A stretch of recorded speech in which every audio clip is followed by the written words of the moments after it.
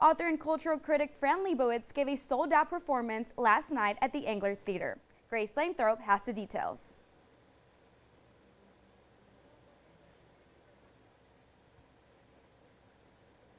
Fran Lebowitz, often described as the face of New York City, she is an icon, cultural critic, and lecturer. For many Iowans, traveling to New York requires an 1,000-mile trip. But luckily for them, the lecture committee brought a piece of the Big Apple right to the Englert Theatre.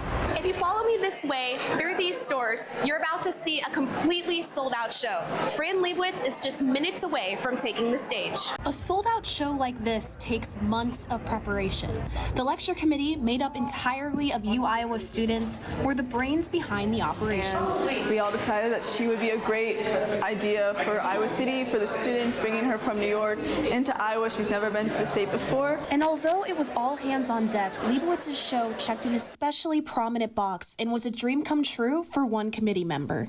And I said to her, I said, well, I don't know if you know this, but I had to interview to become part of this committee, and they asked me who my dream speaker was, and I said it was you. Mateo Lockmich is the youngest person so far to moderate a Fran Lebowitz lecture. With extensive preparation, he asked questions that spanned from her thoughts on political topics to her take on trending things like dating apps and influencers. But many audience members had one thing on their mind. I'm just curious what she thinks of Iowa.